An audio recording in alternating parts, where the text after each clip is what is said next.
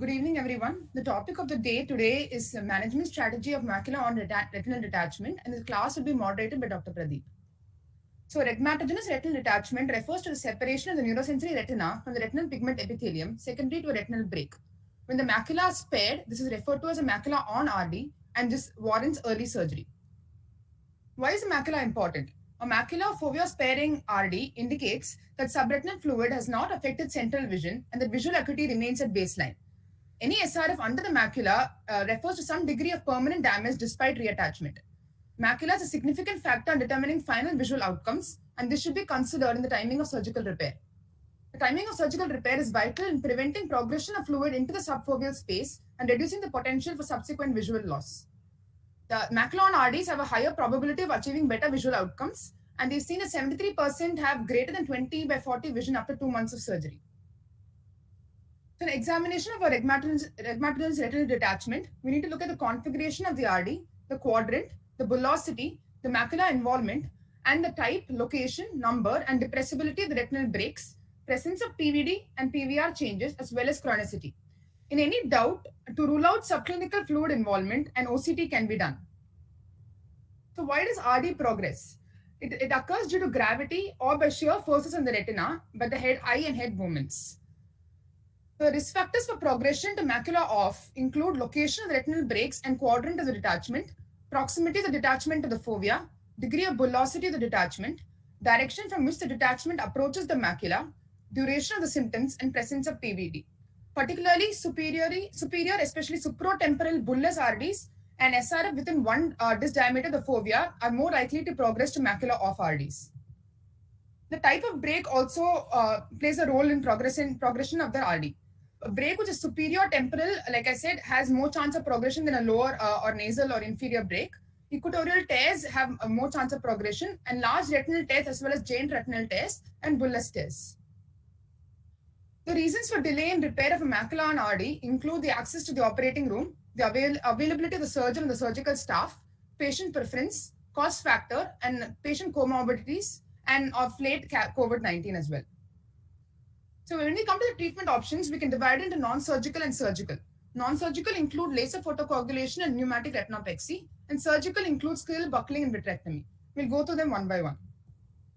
So delimiting laser photocoagulation can be done in subclinical RD that extends at least 1 disc diameter from the nearest break and no more than 2 disc diameter posterior to the equator with no visual field loss. So the laser helps in forming a barrier to prevent further extension of subretinal fluid. This is less invasive, inexpensive, and it's an outpatient procedure.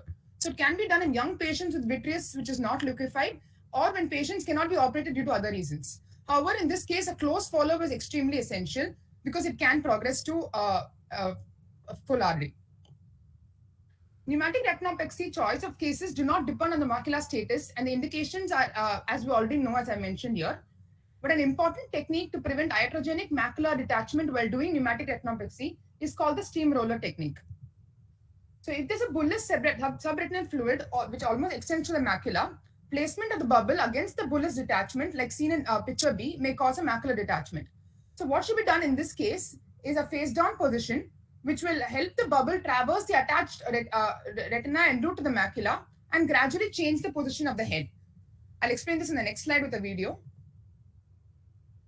So in this video, as we can see, the gas pushes the fluid to the posterior pole if we do a normal pneumatic retinopexy. So once we inject the gas, we make the patient do a face down position. This helps the bubble to roll towards the retinal break and pushes the subretinal fluid away from the macula when we position the patient back after 10 minutes. So when the head position is gradually moved, the subretinal fluid is away from the macula and back into the vitreous, thus flattening the retina. This helps in avoiding iatrogenic macular detachment. Coming to surgical management, I'm dividing into preoperative and intraoperative because some preoperative factors are also important in these cases. Initially, we need to counsel the patients. This is because macula and RD have better visual outcomes because the baseline visual acuity is good. So it's important to counsel the patient about the importance of early surgery in case of macula and retinal detachment. Acutely symptomatic RDs, that is within 24 hours, should be operated within 24 hours. And this includes especially superior bullous RDs.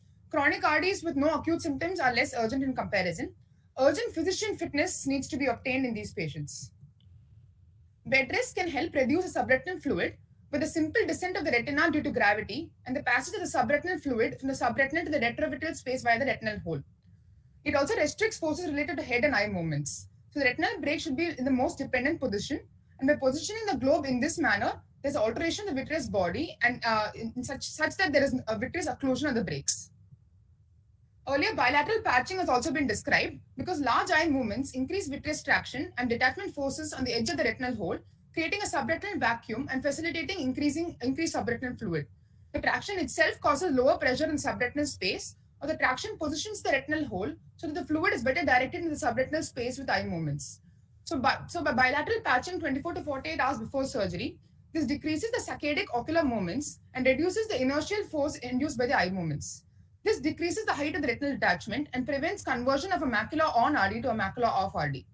It also helps in settling of mild to moderate vitreous hemorrhage, allowing improved visualization of the fundus.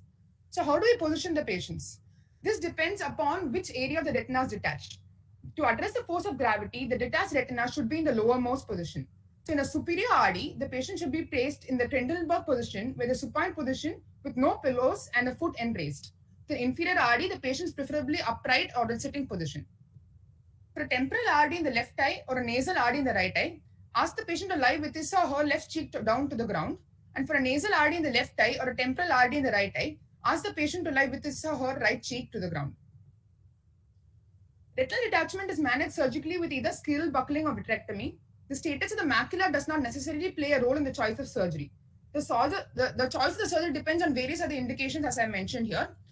But the goal in the surgery should be to keep the macula attached during the surgery, and we'll see how to do that. I won't be getting into the major surgical steps, but I will be describing specific tips to follow to prevent extension of RD intraoperatively. So during scleral buckling, we usually choose a drainage site that is far away from the retinal brake as possible to minimize the chance of liquid vitreous passing from the vitreous cavity through the brake and into the subretinal space, thus causing extension of detachment.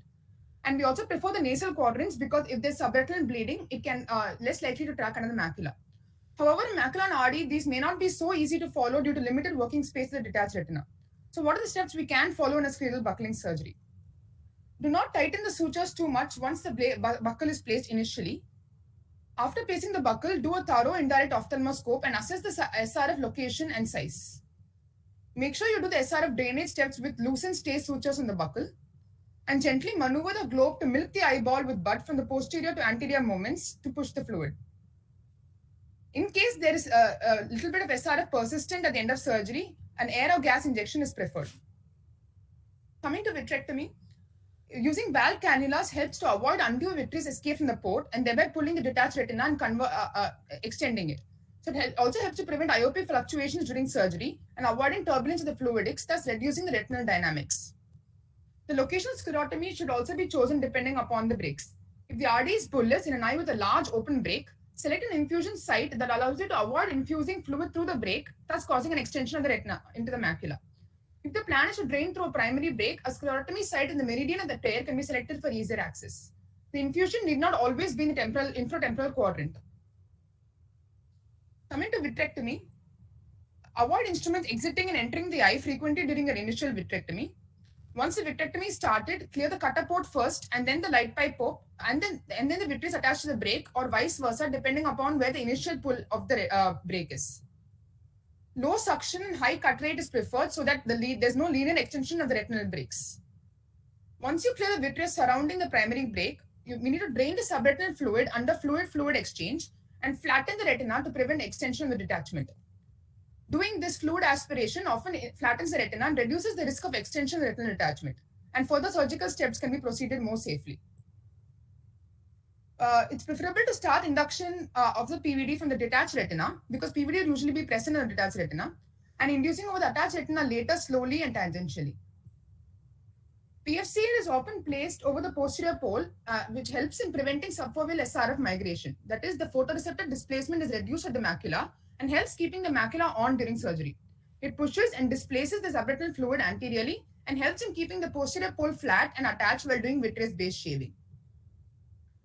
Drainage retinotomy is needed if the pre-existing brake is not accessible for SRF drainage, especially in far periphery or in phakic patients. If fluid air exchange causes tense retina with SRF at the posterior pole, which hastens the attached macula to detach, one needs to redo the fluid exchange and then do drainage retinotomy separately in a convenient, accessible area. So if you're doing drainage retinotomy, it should be as small as possible over the extent of the maximum fluid, away from major blood vessels, and complete removal of subretinal fluid through the retinotomy.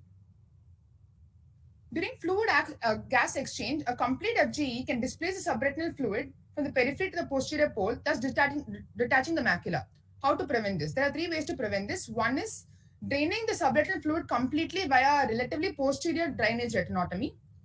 Second one is air exchange with a large bubble of PFCl in situ. The PFCl displaces the subretinal fluid anteriorly and the air displaces it posteriorly.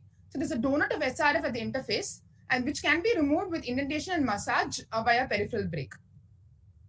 Also, we did not always perform a complete fluid air exchange. The bubble only needs to be large enough to close the retinal brake. A slightly expansile concentration of gas can also be used. The postoperatively, the residual subretinal fluid can be evacuated either with a steam rolling type procedure of posturing the patient first on one side, then face down, and finally on the other side. Other steps such as endo laser, we need to completely laser the brake first and then the other areas. Once again, drain SRF after the laser, making it as bone dry as possible, especially after tightening the belt buckle or just before silicone oil or gas injection. The choice of tamponade does not depend on the macular status. It should be individualized based on the location and characteristics of the RD and the patient compliance and postoperative positioning. But when you come to postoperative positioning in gas injection, if only a small amount of subretinal fluid is present, and instruct the patient to ensure a face down position for about 4 to 6 hours immediately. By this time, the subretinal fluid will be reabsorbed without causing a retinal fold. But if there is substantial amount of SRF persisting and cannot be removed, we need to leave some pre-retinal fluid behind. That is, do not complete a full fluid air exchange and instruct the patient to keep a supine position for the first few hours after the surgery. So take-home message is macula and RD, especially superior bullous ones, should be treated as early as possible as they have better visual prognosis. Preoperative positioning helps to prevent conversion of macula on retinal detachment to macula off. Proper technique should be followed intraoperatively to avoid extension of the detachment in the macula. Thank you.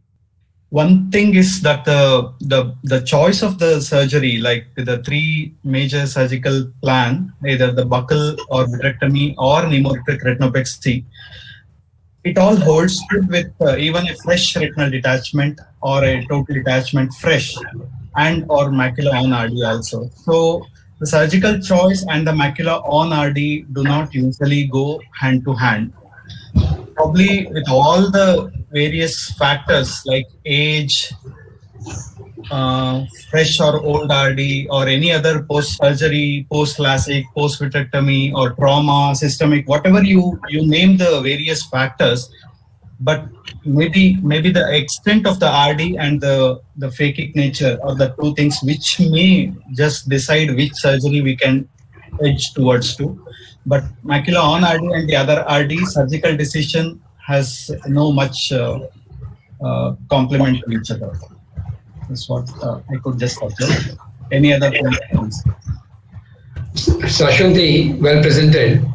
I just have one point in addition to whatever you said is to convince the patient for an early surgery, I use Optos because sometimes the patient do have 6/6 vision with a peripheral RD and it may be difficult for them to make up a decision about the urgency.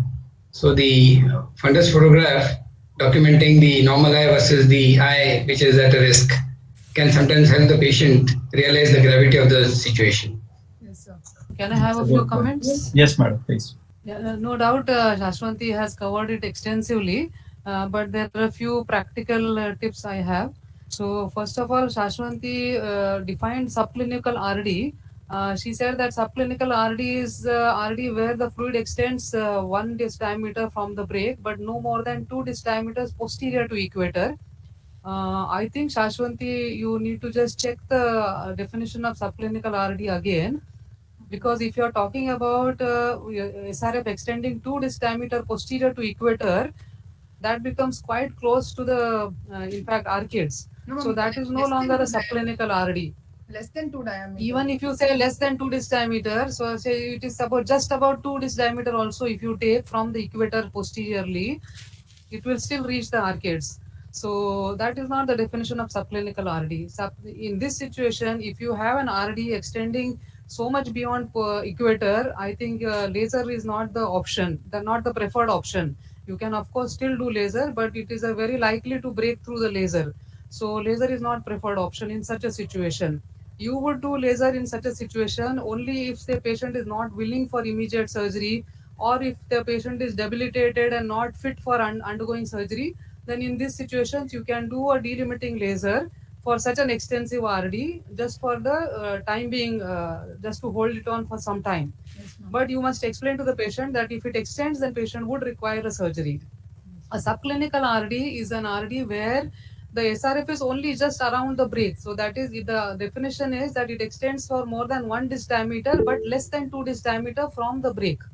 And the break is anterior. So you have a RD which is just around the break. This is called a subclinical RD. And this you can do a laser, because here you don't need to undergo a very invasive procedure to contain this RD. It can be easily contained with just doing laser. Okay.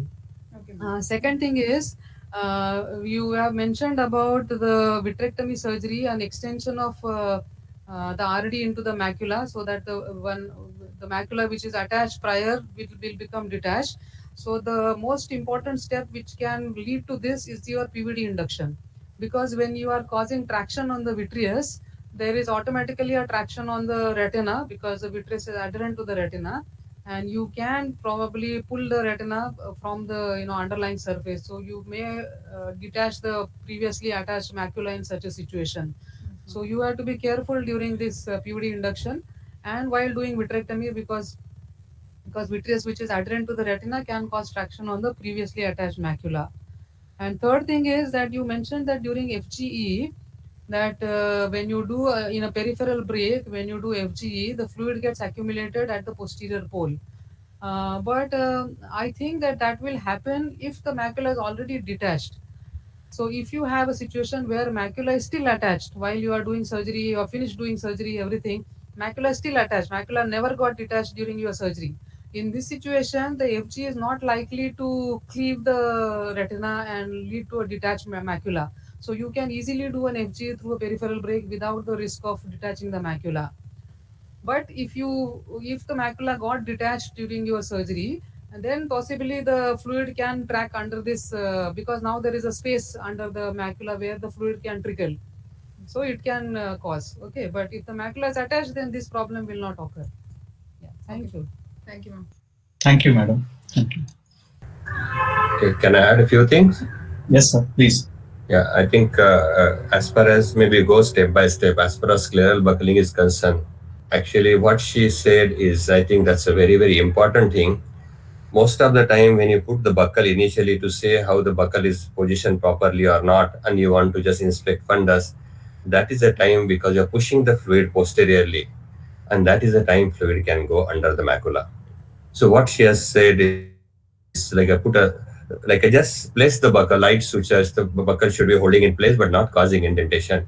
And you increase indentation only after drainage. That's an extremely important step if you want to prevent fluid shifting under the fovea.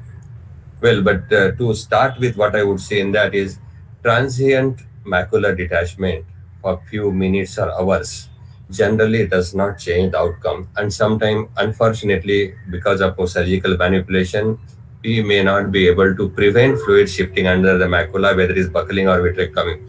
So don't really get carried away too much and don't compromise your surgical step. That's what I would say first thing. Okay. So as far as vitrectomy, I think Dhanashree has said quite well. What I would like to add there is, I would suggest when you induce PVD, and rather when you complete the vitrectomy, you complete the vitrectomy in an attached retina first, and then come to the detached retina, because what happens when a retina is already mobile and when you are cutting vitreous there, that fluttering or turbulence which occur. So not only macula, but rest of the retina start lifting up slowly because of fluid currents. But we finish vitrectomy in attached retina, so you have a counter traction. Retina is stable there. So apart from increased safety, the unlikely you extend detachment further. And when you are coming to the detached retina, use low suction, high cut rate, stay very, very close to the retina. So what happens, that turbulence or fluttering of the retina, you minimize, and that fluttering, that is what causes tug and lifting the rest of the retina slowly, go and naturally fluid will be shaped, moving through the port, entering through the hole, and then posterior retina getting detached. So just have a very, very low suction, probably what you use base say, like a shaving mode. So ensure when you are cutting, minimize fluttering of the retina as much as possible. Okay. Just Shashwanti, one more thing, your drawing is fluid needle. It is not a fluid needle. It is a flute, because its design is like a flute. We're having a side port, so you FLUTE. It's like a flute. Yeah. That's why you call as a flute needle. Okay, not fluid. Yes, we used to drain the fluid, but it's a flute needle. I got it from And- this. Yeah, and other important tool what we have is, if you're really very concerned about, you can always add PFCL or the posterior pole while doing all these maneuvers, so that you want fovea remain attached all the time. Yeah, so when you do fluid air exchange, what we would say, like intermittently you can drain the fluid out. So what happen again, that retina won't become much bullous, and then you drain and then go to disc, drain and go to disc. Sometimes what happen otherwise, if you just go straight on a disc, not draining through the hole, then whole thing get fluid pushed posteriorly, what you rightly mentioned, and get crowded on the posterior pole. And particularly when you're draining to the extreme peripheral breaks.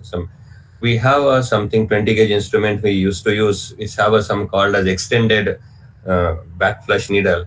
So where we could use that silicon tubing, will go in a subretinal space, it's a flexible tube. The tip and opening of the tube can be far posterior under the retina, right up to the maybe near somewhere arcade it can extend. So, and through peripheral break, and it's little bit can get curved also, being a flexible and get a contour according to the globe. So what happened with that, because you are draining some posterior fluid, the chances of whole fluid shifting posteriorly and detaching macula also is minimized with that. But that we do not have with the 23-25 gauge. It is with only 20 gauge instrument, and we most of the time not using 20 now. So that's out of question. Another thing. Thank you, sir. I think very good, valid points. My just one small thing I would like to tell is, she said that if it's a bullous RD, I would just tell that we should not drain out all the fluid, the subretinal fluid. We should, yes, take out only some, because if you take out all the subretinal fluid without completing the vitrectomy, then the saline goes in and start detaching the retina much more, and you will find difficulty in continuation of the surgery. So at that point, it is important that you remove some to reduce it, but the best time to do fluid complete exchange would be while doing the FG. And another point, Shashwanti, I think I have been always telling whenever I do surgeries to everybody who assists me, is when you have a peripheral break, always if you start the FGE not straight away at 30 and you start it at 15, slowly increase to 20, 25, and keep your flute in the peripheral break. Fluid exchange to be done first. Start the FGE slowly, and at 15, 20, 25, slowly if you go, most of the fluid will come out, and then go up till 30. So the posteriorly trapped fluid will be much less. So like ma'am said, if retina or macula is already on, then less chances. But if macula is off or just about to get off, or you get scared, peripheral break, we need not sometimes always think of putting PFCL and confusing, getting more problems. So that can always be kept in mind to start the FG slowly. That's all I have to add. Thank you, Vinata. Madam, MPB madam is here. Yeah, MPB is here. 1 minute. No, everyone has said, given lots of nice points. And like I said, just let us not get too carried away with the little fluid at the end of surgery. You position the patient appropriately, then it will go away. What I generally do to avoid this is Post-operatively, I make the patient lie in the direction of the break so that the fluid will start trickling out towards the break for about half an hour to 1 hour, and then go into the position that I want them to maintain post-operatively, specifically for scleral buckle. So this is something I do occasionally. Okay, very good. Small, good point. Just Pradeep, one more One thing. I would fun like to add. fact. Yep, go ahead, Dhanashree. Yeah, no, Yes, ma'am. one fun fact I wanted to tell. So Shashwanti mentioned about the importance of bed rest and closing both the eyes. So it is very, very important. I can tell you there was one occasion where, especially in young patients, this is seen very commonly. There was one young boy who was seen in the emergency with retinal detachment. And they diagnosed retinal detachment and they sent to me for VR opinion. And when I think my patient must have been waiting outside for some time for me to see him. So by the time a patient came to my room, I put him on the couch and saw that retina was totally attached. So I was wondering whether this is really detachment was there, whether it was correctly diagnosed, or whether the emergency doctor made a mistake. So I asked for a second opinion. It went to Dr. PV sir.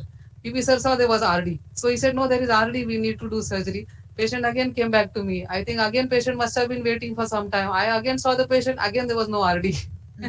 So this can happen with even a little bit of rest. So the fluid can get absorbed very quickly. So I think very commonly seen in young children. Yes, ma'am. In one study, they found out that in the breaks that they take, in case you give a preoperative positioning and then they go for a bathroom break or like while eating, that time also the fluid can move in that small gap also.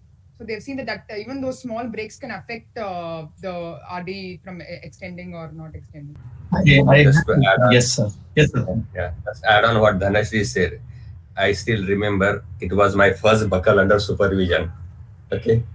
And very enthusiastically, okay, I'm doing my first buckle, and this free patient not had money. So by the time he's come, he was lying on a railway platform for 4 or 5 days. And by the time came for surgery, absolutely flat retina. It was nice for a patient, but I was so disappointed with that.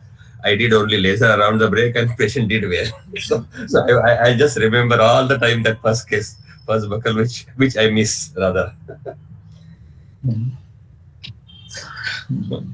I had a similar one last week, I think, for Suraj must be remembering. MPV madam had seen in the OPD shallow macula on, macula off, and very shallow, just extending. We planned for an early surgery. On the table, just before the block, when I see, the macula was completely attached.